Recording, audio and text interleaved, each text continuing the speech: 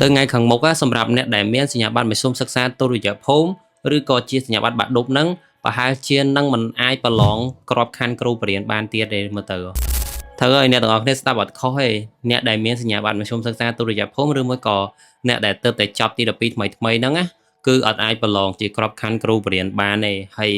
នេះខ្ញុំដឹងតំណឹងមកពីអ្នកទាំងអស់គ្នាតាមដានទាំងអស់គ្នា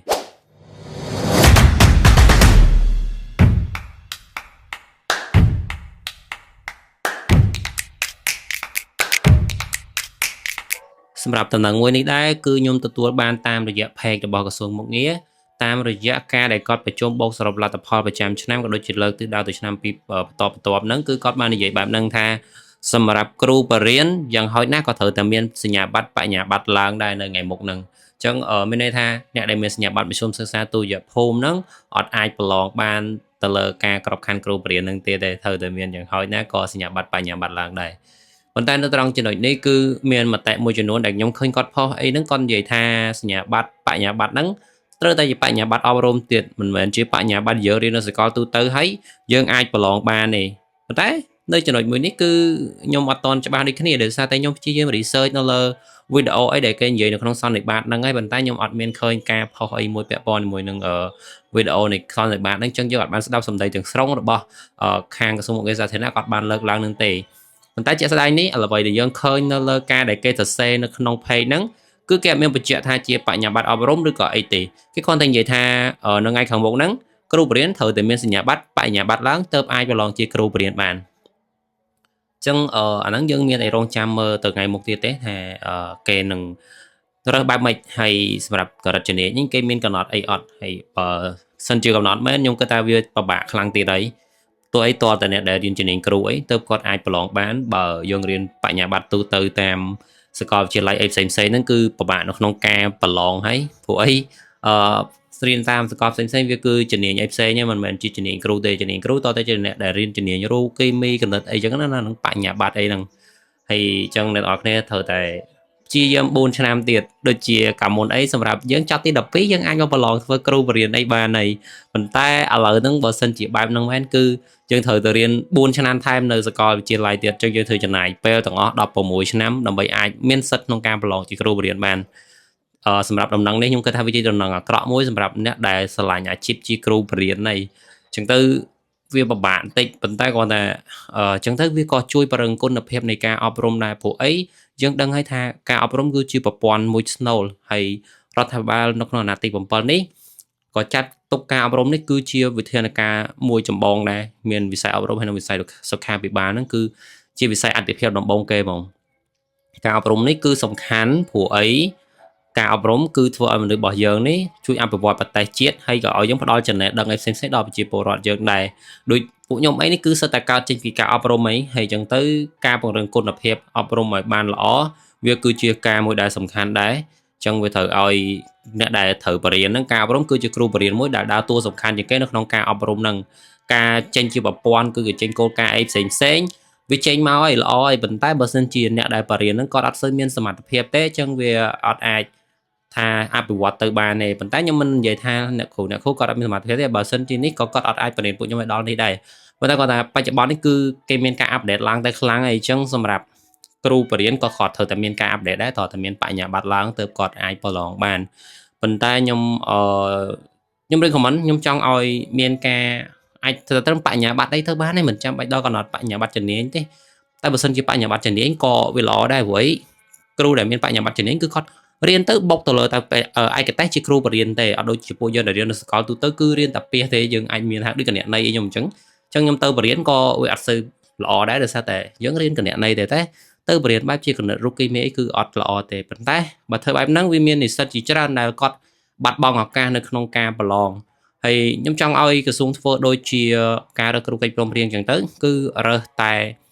អ្នកដែលមានសញ្ញាបត្របញ្ញាបត្រហើយអត់ចាំបាច់កំណត់ជំនាញថាតើបញ្ញាបត្រគ្រូឬក៏អីទេគឺអាចប្រឡងបានសំខាន់តែគាត់មានសមត្ថភាពនៅក្នុងការប្រឡងវិញ្ញាសាហ្នឹងបានអត់តែប៉ុណ្្នឹងក៏បានហើយបើសិនជាគាត់ទោះបីជាគាត់មានសញ្ញាបត្របញ្ញាបត្រគ្រូក៏ដែរប៉ុន្តែបើគាត់ប្រឡងអត់ជាប់ហ្នឹងអញ្ចឹងក៏វាអត់កើតដែរអញ្ចឹងខ្ញុំចង់ឲ្យលើកទឹកចិត្តទ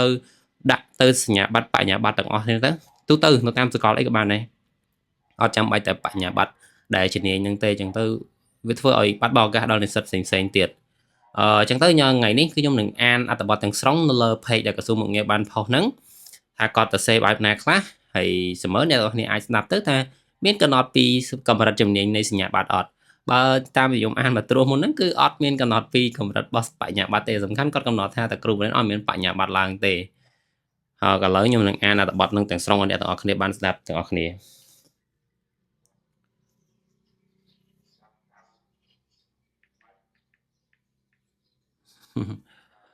អ្នកទាំងអស់គ្នាក៏អាចចូលអានខ្លួនឯងបាននៅក្នុង page របស់ក្រសួងមុខងារហ្នឹងប៉ុន្តែអត់អីឥឡូវខ្ញុំអានអ្នកទាំងអស់គ្នាស្ដាប់ហ្នឹងទៅចម្រើននៅក្នុងផុសមួយហ្នឹង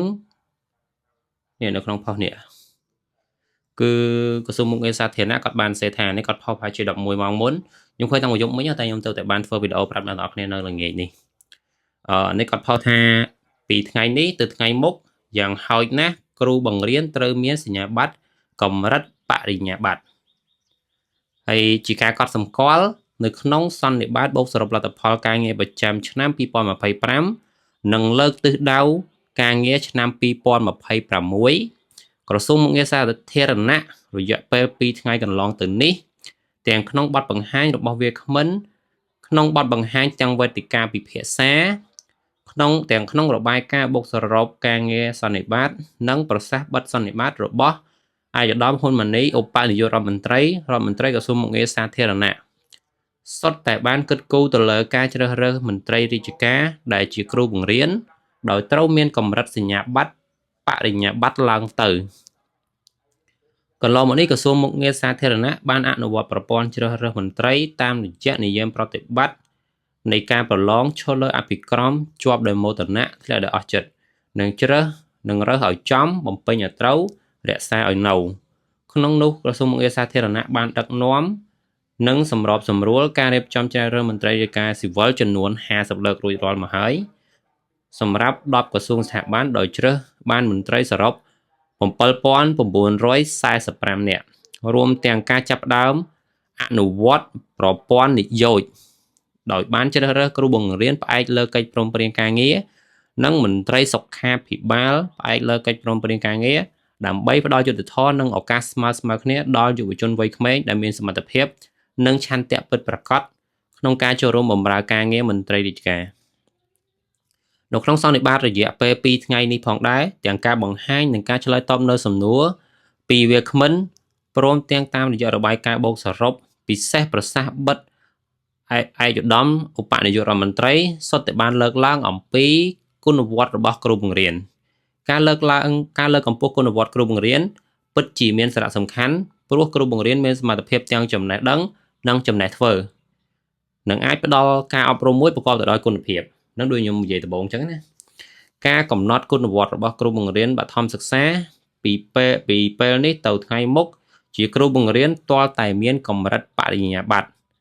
ដែលនេះជាការគិតគូររបស់រដ្ឋាភិបាលដើម្បីលើកកម្ពស់គុណភាពអប់រំរបស់កម្ពុជាចាប់ផ្ដើមពីមូលដ្ឋានឲ្យបានរឹងមាំនិងអាចវិវត្តខ្លួនដើរទៅទាន់និន្នាការនិងការប្រកួតប្រជែងនៅក្នុងតំបន់និងសកលលោកសូមជម្រាបថាការជ្រើសរើសមន្ត្រីផ្អែកលើកិច្ចព្រមព្រៀងការងារគឺជាយន្តការពិសេសថ្មីមួយរបស់រដ្ឋាភិបាលនឹងជួយលើកកម្ពស់ប្រសិទ្ធភាពនៃការប្រើប្រាស់ធនធានមនុស្សនិងដោះស្រាយបញ្ហាប្រឈមក្នុងប្រព័ន្ធមុខងារសាធារណៈការជ្រើសរើសគ្រូបង្រៀនផ្អែកលើកិច្ចព្រមព្រៀងការងារបានជួយដោះស្រាយបញ្ហាខ្វះនិងលើសគ្រូបញ្ហាគ្រូបង្រៀនថ្នាក់2វ៉េននិងថ្នាក់គួបនៅតាមសាលាបឋមសិក្សាសាធារណៈនេះអ្នកនរគ្នាគឺជាផុសដល់ក្រសួងមុខងារសាធារណៈខ្ញុំបានអានកន្លែងហ្នឹងហើយគឺខ្ញុំអត់មានឃើញអ្វីដែលគេ note ថាត្រូវតែមានកម្រិតជំនាញអីទេប៉ុន្តែគាត់ថាគេនិយាយពីបញ្ញាបត្រគុណវត្តអញ្ចឹងគឺត្រូវតែមានបញ្ញាបត្រតែប៉ុណ្្នឹងទេប៉ុន្តែដំណឹងដែលខ្ញុំឃើញមានលោកគ្រូណាមួយនេះគាត់បាន post ទេថាតើតែមានបញ្ញាបត្រហើយបញ្ញាបត្រហ្នឹងគឺជាបញ្ញាបត្រអរមទៀតអញ្ចឹងអាហ្នឹងខ្ញុំអត់ដឹងដែរចាំមើលតែព័ត៌មានដែលក្រសួងប្រកាសរើសដឹងទេតែគេដាក់លក្ខខណ្ឌមកថាបញ្ញាបត្រត្រូវតែមានបញ្ញាបត្រអីហ្នឹងអាហ្នឹងបានយើងដឹងជាក់ស្ដែងប៉ុន្តែឥឡូវហ្នឹងវាអត់ដឹងជាតំណឹងមកពីណាខ្ញុំអត់ដឹងអញ្ចឹងអ្វីដែលខ្ញុំនិយាយបានគឺខ្ញុំនិយាយទៅតាម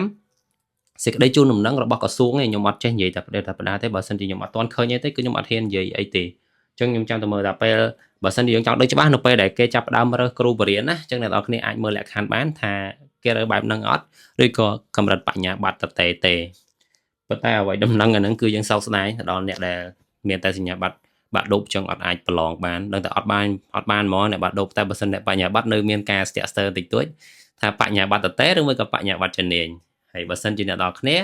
ចង់ដឹងតំណែងអីផ្សេងៗទៀតឬក៏តាមដានអីពាក់ព័ន្ធជាមួយនឹងការប្រឡងក្របខ័ណ្ឌអីផ្សេងៗសម្រាប់អ្នកដែលមានក្តីសម័យចង់បម្រើការងាររដ្ឋចឹងអាចជួយចុច Subscribe YouTube ខ្ញុំមួយមកហើយចុចសញ្ញាកណ្ដឹងឬក៏ដាក់ចុច Like ឲ្យខ្ញុំមួយមកអ្នកទាំងអស់គ្នានឹងទទួលបានតំណែងថ្មីៗទៀតពាក់ព័ន្ធជាមួយនឹងការប្រឡងក្របខ័ណ្ឌទាំងលក្ខខណ្ឌហើយជាមួយនឹងរបៀបរាប់នៃការប្រឡងបាយអ្នកទាំងអស់គ្នាខ្ញុំមានតំណែងជូនដល់អ្នកទាំងអស់គ្នាតែប៉ុណ្្នឹងទេហើយក៏សូមចូលរួមសោកស្ដាយសម្រាប់បងប្អូនទី12ផងដែរបាយ